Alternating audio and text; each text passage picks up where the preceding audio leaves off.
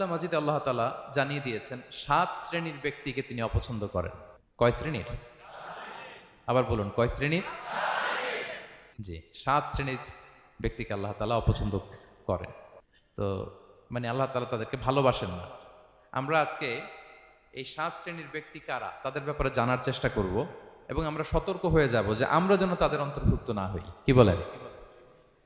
কোন 7 শ্রেণীর ব্যক্তি, কোন অভাগা, কোন কপাল পোড়া সেই 7 শ্রেণীর ব্যক্তি যাদেরকে আল্লাহ তাআলা পছন্দ করেন না, ভালোবাসেন না, এই মর্মে তিনি কালামুল্লাহ মাজিদে ঘোষণা দিয়েছেন। এবং আমরা সতর্ক হওয়ার চেষ্টা করব এই বৈশিষ্ট্য যেন কশিনকালেও কভু আমাদের মধ্যে না আসে। তাহলে কালামুল্লাহ মাজিদ আল্লাহ তাআলা যে জানিয়েছেন যে তিনি 7 শ্রেণীর ব্যক্তিকে পছন্দ করেন না, তার মধ্যে প্রথম শ্রেণী হচ্ছে সীমা লঙ্ঘনকারী। আরবিতে বলে আল মুআতাদুন। সীমা লঙ্ঘনকারী ব্যক্তিকে আল্লাহ তাআলা পছন্দ করেন না। লিমিট ক্রস করলে আল্লাহ তাআলা পছন্দ করেন না। মজার ব্যাপার হচ্ছে আল্লাহ তাআলা দোয়া এবং জিকিরের ক্ষেত্রে এই কথাটা উল্লেখ করেছেন যে তোমরা দোয়া জিকিরের ক্ষেত্রে সীমা লঙ্ঘন করো না। আল্লাহ তাআলা বলেন উদউ রাব্বাকুম তাদাররুআ ওয়া খুফিয়া ইন্নাহু লা ইউহিব্বুল মুআতাদিন। তোমরা আল্লাহকে ডাকো কেমন ভাবে? তাদাররুআ ওয়া খুফিয়া, সবিনয়ে গোপনে। সবিনয়ে ডাকো, চুপিসারে ডাকো, গোপনে গোপনে ডাকো, অল্প আওয়াজে ডাকো। কারণ কি? ইন্নাল্লাহা লা ইউহিব্বুল মুআতাদিন, আল্লাহ সীমা লঙ্ঘনকারীদেরকে পছন্দ করেন না। তাহলে আপনি যদি দোয়া করেন আল্লাহর কাছে, যখন জিকির করবেন বিনীতভাবে, চুপিসারে, সবিনয়ে, বিষ্ণু ঈসা ইসলাম যেভাবে শিখিয়েছেন ওইভাবে জিকির করবেন। নাকি জিকির করতে করতে মানুষের কাঁধে উঠবেন? উঠবেন না? ওঠে ওঠে, হ্যাঁ ওঠে। দেখেন আল্লাহ তাআলা যেইখানে 3 ফোঁটা দেওয়া দরকার 3 ফোঁটা দেয়, যেখানে 1 ফোঁটা ওইখানে 1 ফোঁটা দেয়। আল্লাহ তাআলা ইন্নাহু লা ইউহিব্বুল মুআতাদিন, আল্লাহ সীমালঙ্ঘনকে পছন্দ করেন না। এই কথাটা ঢুকাইছে কোথায়? দোয়া আর জিকিরের মধ্যে। কারণ আল্লাহ জানে আল্লাহর কিছু বান্দা থাকবে তারা দোয়া এবং জিকিরের সময় কি করবে? সীমালঙ্ঘন করবে। মাঝে মাঝে কিছু ভিডিও ক্লিপসে দেখা যায় জিকির করতে করতে আরেকজনের কাঁধের উপরে, যিনি জিকির পরিচালনা করতেছে তার মাথার উপরে। এখন আমি ওয়াজ করতেছি, আপনি যদি লাফাইতে লাফাইতে এসে আমার উপরে পড়েন, হ্যাঁ মাইকের উপরে যদি এসে পড়েন, আমার অবস্থা হবে কি? লাফাতে লাফাতে উপরে উঠে যায়, নিজে ইনজুর্ড হয়, পাশের শ্রোতাকে ইনজুর্ড করে, যিনি আলোচনা পরিচালনা করতেছে তাকে ইনজুর্ড করে। এরকম আছে না নাই? ইন্নাহু লা ইউহিব্বুল মুআতাদিন, আল্লাহ তাআলা সীমা লঙ্ঘনকে পছন্দ করেন না। তাহলে আমাদের প্রত্যেকের উচিত আমাদের লিমিট জানা, আমরা যেন আমাদের কখনো লিমিটকে ক্রস না করি। প্রিয় ভাইরা, এটা প্রতিটি ক্ষেত্রে, ইভেন ইবাদতে আমরা যেন সীমা লঙ্ঘন না করি। এই পয়েন্টটা মনে থাকবে আপনাদের? আচ্ছা, তাহলে 2 নম্বরে আমরা চলে যাই। 2 নম্বরে যে শ্রেণীকে আল্লাহ তাআলা পছন্দ করেন না তারা হচ্ছে জালিম বা অত্যাচারী। জালিম বা অত্যাচারী, যারা জুলুম করে তাদেরকে আল্লাহ তাআলা পছন্দ করেন না। আল্লাহ তাআলা বলছেন ফাআম্মাল্লাযীনা কাফারু ফাউআযিবুহুম আযাবান শাদীদান ফিদ দুনিয়া ওয়াল আখিরা ওয়া মা লাহুম মিন নাসিরিন। যারা দুনিয়াতে কুফরি করবে কঠিন শাস্তি দুনিয়াতেও আখিরাতেও। ওয়া আম্মাল্লাযীনা আমানু ওয়া আমিলুস সলিহাতি ফায়ুওয়াফিহিম উজুরাহুম। আর যারা ঈমান আনবে, সৎকর্ম করবে, তাদের প্রতিদান আমি আল্লাহ বুঝিয়ে দেব। ওয়াল্লাহু লা ইউহিব্বুয যালিমিন, তবে জেনে রেখো আল্লাহ তাআলা জালিমিনদেরকে পছন্দ করেন। তাহলে 2 নম্বরে পাওয়া গেল কাদেরকে পছন্দ করে না? আপনি যদি কারো প্রতি জুলুম করেন তাহলে আপনি জালেম, সে হচ্ছে মজলুম। সে কি? মজলুম। মজলুম আপনার ক্ষমা না করলে আল্লাহ তাআলা আপনার ক্ষমা করবে না। মজলুম যদি ক্ষমা না করে আল্লাহ তাআলা কঠিনকালও আপনাকে ক্ষমা করবে না। এজন্য জুলুম যেন আমরা কখনো না করি। প্রিয় ভাইরা, জুলুম শুধু আল্লাহ তাআলা আমাদের উপরই হারাম করেনি, আল্লাহ নিজের উপর হারাম করছে। খালাস। এবার 3 নম্বরে দেখি আল্লাহ কাদেরকে পছন্দ করেন না। 3 নম্বরে আল্লাহ তাআলা অহংকারী দাম্ভিক লোককে পছন্দ করেন না। অহংকারী, আমাদের তো অহংকার নাই না? আছে? অহংকার আছে? কিসের অহংকার বলেন? টাকার, আর ক্ষমতার, আর সৌন্দর্যের, আর হ্যাঁ পাওয়ার, সোশ্যাল পাওয়ার। এই যে অহংকার, অহংকারের খাঁচা থেকে মুক্ত রাখো আমাদেরকে তুমি প্রভু হে। পড়েন আমিন। এটা একটা ভয়ঙ্কর খাঁচা। আচ্ছা, অহংকার করার আমাদের আছে কি বলেন তো? কিছুই নাই। আল্লাহ বলে ওয়া খুলিকাল ইনসানু দাঈফা, তোমাদেরকে আমি দুর্বল করে তৈরি করছি। আমরা দুর্বল, শুধু দুর্বল না, দুর্বলের ঘরের দুর্বল।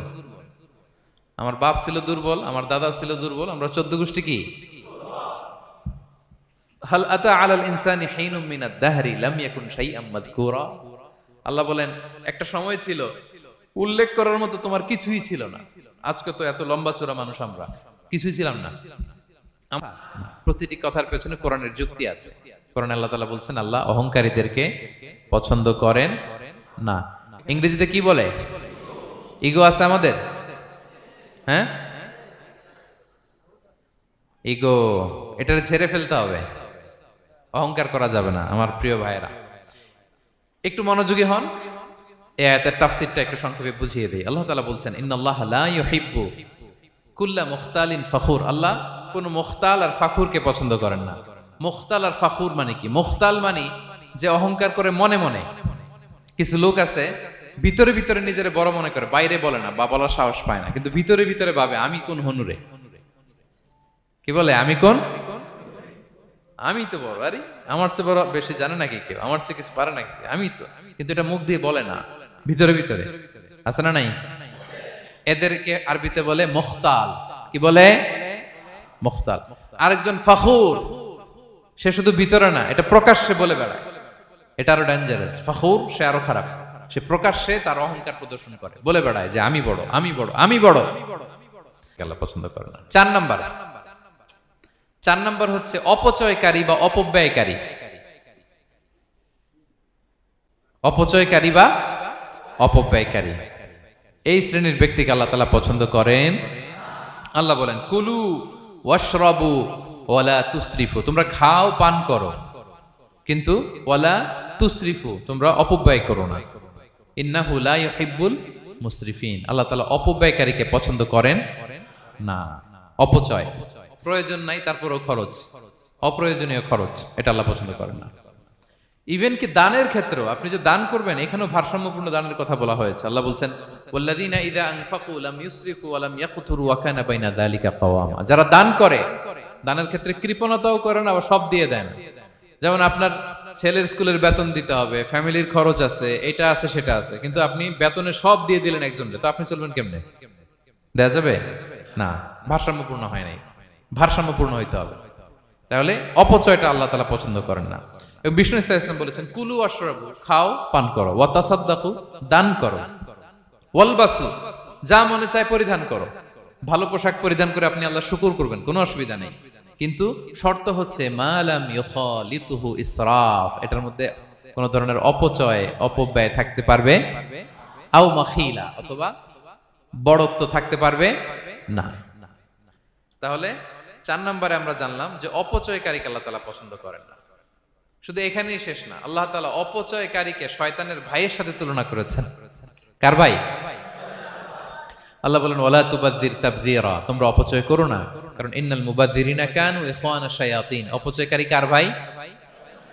ওয়া কানা শাইতানু লিরাব্বিহি কাফুরা, শয়তান তার প্রভুর ব্যাপারে অকৃতজ্ঞ।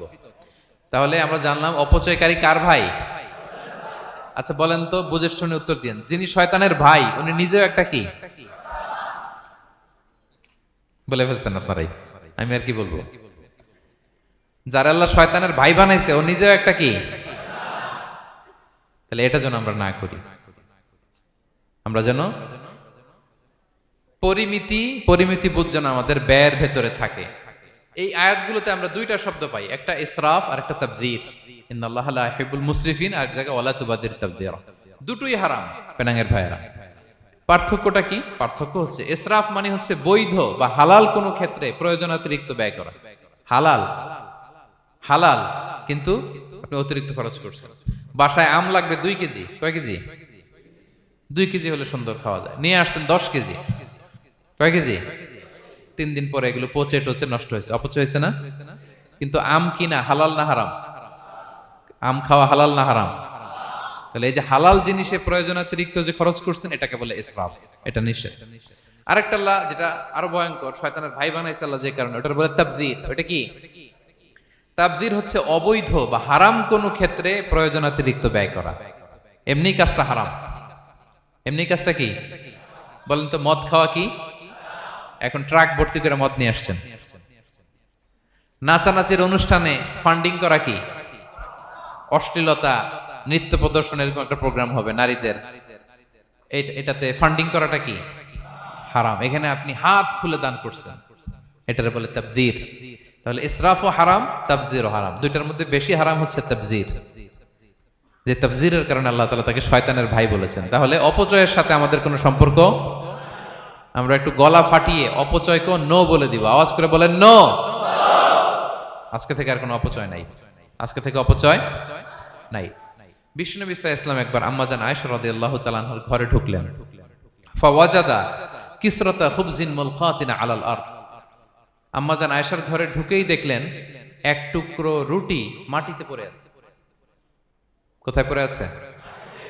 ফাগাদিবান নবী, নবী সাল্লাল্লাহু আলাইহি ওয়াসাল্লাম রেগে গেলেন। তিনি রাগান্বিত হলেন, প্রচন্ড রেগে গেলেন। রেগে আম্মাজান আয়েশাকে বললেন, আয়েশা, এই যে আল্লাহর রিজকে তুমি নষ্ট করছো, আল্লাহর রিজিকের মূল্যায়ন করতে শেখো আয়েশা। কোন ঘরে যদি আল্লাহর রিজিক আসে আর ওই রিজিককে যদি মূল্যায়ন করা না হয়, তাহলে সেই রিজিক আর এই ঘরে আসে না। কারণ এই রুটিটা খেয়েই তো তুমি বেঁচেছিলা, ঠিক কিনা? শ্রেণীর ব্যক্তিকে আল্লাহ পছন্দ করেন না।